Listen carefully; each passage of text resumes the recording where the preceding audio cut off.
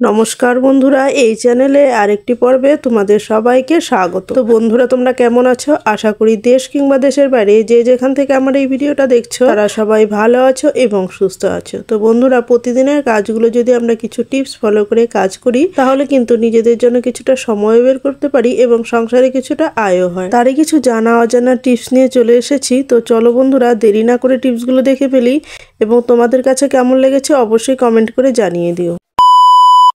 বন্ধুরা, আমাদের ঘরে যে আমরা যখন রুটি মাখি, তো রুটি বেলার পর এটা কিন্তু আমাদের অনেকটাই নোংরা হয়ে যায়। দেখতে পাচ্ছ কতটা নোংরা হয়েছে। তো তোমাদেরকে এটা পরিষ্কার করতে গেলে কিন্তু আমাদের অনেকটা পরিশ্রম করতে হয়। তো তোমাদেরকে এমন একটা টিপস তোমাদেরকে শেয়ার করব তোমাদের কাছে, যেটা করলে কিন্তু খুব সহজে এটা পরিষ্কার হয়ে যাবে। তো এর জন্য কি করতে হবে বন্ধুরা, এর জন্য নিয়ে নিতে হবে সামান্য পরিমাণের নুন। তো নুনটা আমরা যে নুনটা খাই সেই নুনটাই নিয়ে নিব। তো তারপর নিয়ে নিব লেবু। লেবু দিয়ে দেখো এরকম করে যদি কিছুক্ষণ আমরা ঘষি তাহলে কিন্তু ঘষতে ঘষতে কিন্তু এটা পরিষ্কার হয়ে যাবে, খুব সুন্দরভাবে পরিষ্কার হয়ে যাবে, নরম হয়ে যাবে। এইগুলো কিন্তু খুব সুন্দরভাবে নরম হয়ে একদম তাড়াতাড়ি উঠে যাবে। তোমাদের যে সময়টা লাগতো 15 মিনিট, সেইটা 5 মিনিটের মধ্যে এটা কিন্তু খুব সুন্দরভাবে পরিষ্কার হয়ে যাবে। এতটা সময় কম লাগবে তোমরা নিজেরাও ভাবতে পারবে না, খুব সুন্দরভাবে পরিষ্কার হবে। এতে কোনো রকমভাবে তোমাদের পরিশ্রম করতে একদমই হবে না। তো দেখতেই পাচ্ছ এটা কিন্তু পরিষ্কার হতে শুরু করে দিয়েছে। তো দেখতে পাচ্ছ কতটা ভাবে নোংরা উঠছে, যে আটাগুলো লেগে রয়েছে সেই আটাগুলো কিন্তু উঠে যাচ্ছে, বুঝতেই তো পারছো। তো দেখো এইভাবে করে কিন্তু আমি বেলনিটাকেও করে নিব। আটা বেলন চাকি দুটো পরিষ্কার করে নিয়ে তারপর তোমাদেরকে ধুয়েও দেখাবো এটা কত সুন্দরভাবে পরিষ্কার হয়েছে। খুব অল্প সময়ের মধ্যেই আমরা এটাকে পরিষ্কার করে নিয়েছি। তো চলো বন্ধুরা, দেখে নেই আমরা তাহলে এটা মেজে পরিষ্কার করে তোমাদেরকে দেখিয়ে দিচ্ছি কতটা সুন্দর পরিষ্কার হয়েছে। তো দেখতেই পাচ্ছ কতটা সুন্দর পরিষ্কার হয়েছে। তো এটাকে কিন্তু এখন আমরা ভালো করে মুছে তারপরে কিন্তু একটু সেক দিয়ে তারপরে এটাকে যত্ন করে রেখে দেবো। এটাকে যদি আমরা যত্ন করে রাখি এটা তাহলে কিন্তু আমাদের অনেক দিন টেকবে ভালো। তো যেহেতু কাঠের জিনিস, তো এটাকে ভালো করে মুছে তারপরে এটাকে যত্ন করে রাখতে হবে, তা না হলে কিন্তু এটা ফাঙ্গাস জাতীয়, এটা তো ধরে যাবে, ফাঙ্গাস ধরে যাবে, তখন কিন্তু এটাতে আমাদের রুটি খাওয়া একদমই চলবে না। তো দেখো এটাকে আমরা একটু শ্যাক দিয়ে নিব, আগুনে শ্যাক দিয়ে নিয়ে দেখো এটা আমার শ্যাক দেওয়া হয়ে গেছে। শ্যাক দিয়ে নিয়ে তারপরে এটাকে আমরা প্লাস্টিকের মধ্যে ঢুকিয়ে রাখবো। তো দেখো আমি দুটোকেই এরকম করে শ্যাক দিয়ে নিচ্ছি। তো শ্যাক দিয়ে নিয়ে দুপাশে, এই পাশ ওপাশ দুপাশেই আমি শ্যাক দিয়ে নিয়ে আমি প্লাস্টিকের করে ঢুকিয়ে রেখে তারপরে এটাকে যত্ন করে রেখে দেবো। তো তোমরাও কিন্তু এইভাবে প্লাস্টিকের মধ্যে করে রেখে দিও। তাহলে প্লাস্টিকের মধ্যে করে রাখলে কি হবে বন্ধুরা, এর মধ্যে কিন্তু কোনো পোকামাকড় বলো, আরশোলা বলো, কোনো রকম কিছু এটার মধ্যে ঢুকতে পারবে না বা চাটতেও পারবে না। তাহলে আমরা যখন রুটি করব তখন আবারকে এটা ধোয়ার কোনো রকম প্রশ্নই আসবে না। এইভাবে কিন্তু আমরা ব্যবহার করতে পারবো।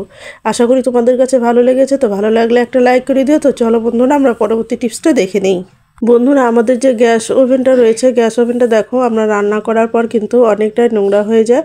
তো আজ আমার একটু নোংরাটা কমই হয়েছে। তো দেখো এটাতে কিন্তু প্রচণ্ড নোংরা হয়ে যায়, কিন্তু তেল ছিটে পড়ে, দেখতেই পাচ্ছ তেল ছিটে পড়েছে।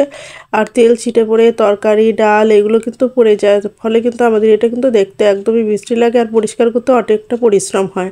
কিন্তু দেখো বন্ধুরা, এরকম করে যদি তোমরা একটু শুকনো আটা দিয়ে তারপরে যদি এরকম করে ঘষে পরিষ্কার করে নাও না, তাহলে কিন্তু খুব সহজেই এটা কিন্তু পরিষ্কার হয়ে, জল ছাড়াই কিন্তু আমাদের গ্যাসের ওভেনটা কিন্তু খুব সুন্দরভাবে পরিষ্কার হয়ে যাবে।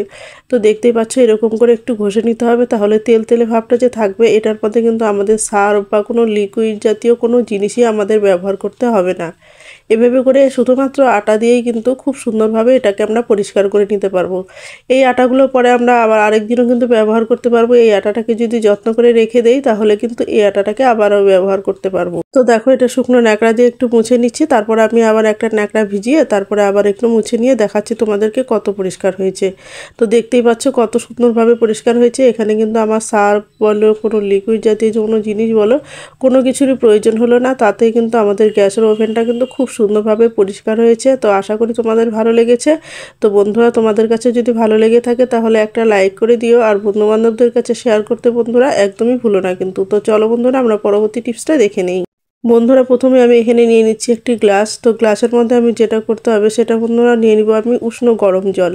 হ্যাঁ বন্ধুরা, নিয়ে নিতে হবে একটু উষ্ণ গরম জল। তো এই উষ্ণ গরম জল নিয়ে তারপর আমি এটার মধ্যে যেটা দিব সেটা হচ্ছে 1 গ্লাস জল নিয়ে নিচ্ছি। তারপরে এটার মধ্যে দিয়ে দিব হলুদ, সামান্য পরিমাণ হলুদ দিতে হবে, যাতে এটা জলটা এতটাই গরম থাকবে যাতে ধরতে পারে, কোনো রকম অসুবিধা না হয়।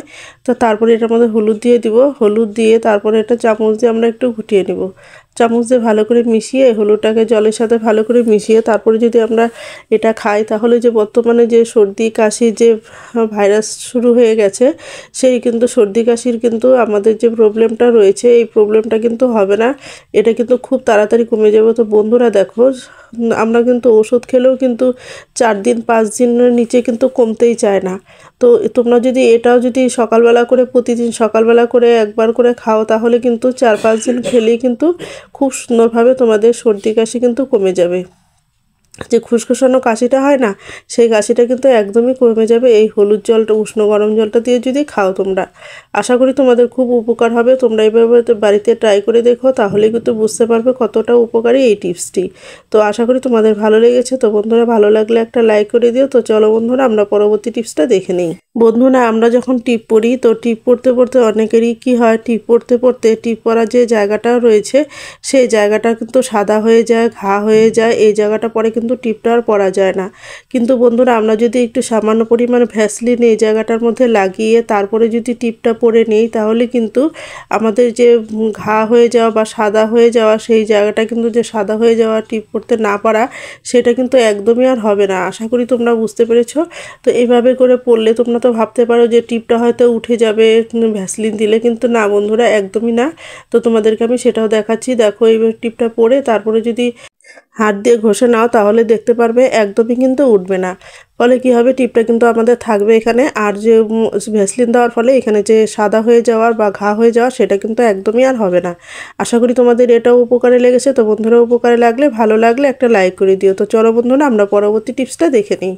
তো বন্ধুরা আমরা যে লাইটারটা ব্যবহার করি সেই লাইটারগুলো ব্যবহার করতে করতে আমরা কিন্তু সবসময় যে ব্যবহার করতে করতে আমরা ভুলেই যাই এটার মধ্যে কিন্তু আমাদের খাবারের কণা কণা ঢুকে যায়। তো এটা কিন্তু আমাদের কি করতে হয়, মাঝে মধ্যে যদি আমরা এরকম সেফটি পিনের সাহায্যে এটাকে পরিষ্কার করে নেই তাহলে যে ভিতরে যে নোংরা খাওয়ার দাওয়ারগুলো খাবারের কণাগুলো ঢুকে থাকে তাহলে কিন্তু আমাদের এই গ্যাস লাইটারটা নষ্ট হয় না। খাবার দাবারের কণা ঢুকে গিয়ে জং ধরে জিনিসটা কিন্তু আমাদের নষ্ট হয়ে যায়। কিন্তু এইভাবে যদি আপনার সেফটি পিনের সাহায্যে পরিষ্কার করে নেই মাঝে মধ্যে তাহলে কিন্তু সেটা আর হবে না। আশা করি তোমরা বুঝতে পেরেছো। তো বন্ধুরা আমরা কি করি, গ্যাস লাইটারটা রান্না করতে গিয়ে এখানে ওখানে রেখে দেই, পরে কিন্তু গ্যাস লাইটারের মধ্যে নোংরা হয়ে যায়, এখানে থেকে ওখানে থেকে খাবারের ছিটে গিয়ে লেগে সেটার মধ্যে নোংরা ঢুকে যায় এবং গ্যাস লাইটারও আমরা হয়তো খুঁজেই পাই না, কোথায় কোথায় রেখেছি বা কোথায় রাখি কোথায় কিন্তু খুঁজেই পাওয়া যায় না। হয়তো এরকমটা হয়, হয়তো তাড়াহুড়োর সময় খুঁজছি পাচ্ছি না, এরকমটা কিন্তু হয়ে থাকে। অনেক সময় তো আবার উপর থেকে হয়তো নিচে পড়েও গেল, এরকমটা কিন্তু হয়ে থাকে। তো আমরা যেটা এটাকে একটু যত্ন করে সঙ্গে সঙ্গে এটার মধ্যে যদি ঝুলিয়ে রেখে দেই তাহলে যত্ন করে, তাহলে কিন্তু এই জিনিসটা আর হয় না। তো দেখো এইভাবে যদি আমরা একটা গার্ডার লাগিয়ে এরকম যে রাবার ব্যান্ডগুলো হয়, চিকন রাবার ব্যান্ড বা গার্ডার, সেগুলো লাগিয়ে তারপরে যদি আমরা একটু ঝুলিয়ে দেই, কোথাও হ্যাক করে রেখে দেই, তাহলে কিন্তু আমাদের রেগুলার গ্যাস লাইটারটা আমাদের কিন্তু খুব সহজে আমরা পেয়ে যাব, বা নোংরাও কিন্তু এটার মধ্যে লাগবে না। যখন দরকার তখন কিন্তু আমরা এটা নামিয়ে কাজ করতে পারবো, তারপরে আবার এটাকে রেখে দিতে পারবো। আশা করি তোমরা বুঝতে পেরেছো। বন্ধুরা তোমাদের ভালো লেগেছে টিপসটি, তো ভালো লাগলে একটা লাইক করে দিও এবং কে কোথা থেকে দেখছো আমার ভিডিওটা তা কমেন্ট করে অবশ্যই জানাতে ভুলো না কিন্তু বন্ধুরা। তো বন্ধুরা দেখো, তারপর যদি আমরা গ্যাস লাইটারটাকে যদি জং ধরে যায় তো মাঝে মধ্যে যদি আমরা এরকম করে গ্যাসের ওভেনের মধ্যে একটু এরকম করে গরম করে নিই তাহলে যে জংটা রয়েছে সেই জংটা ছেড়ে দেবে, ফলে লাইটারটা ভালো হয়ে যাবে এবং জ্বলতে শুরু করবে। অনেক সময় হয় না গ্যাস লাইটারটা জ্বলতে থাকে না, তো এরকম করলে কিন্তু আমাদের গ্যাস লাইটারটা জ্বলে যাবে। তো আশা করি তোমাদের ভালো লেগেছে। তো ভালো লাগলে লাইক কমেন্ট শেয়ার করে দিও। এই ভিডিওতে যদি কেউ নতুন হয়ে থাকো তাহলে সাবস্ক্রাইব করে আমার পাশে থেকো এরকম নিত্য নতুন ভিডিও পাওয়ার জন্য। তো বন্ধুরা আজ এই পর্যন্ত, দেখা হবে নেক্সট ভিডিওতে, কেমন?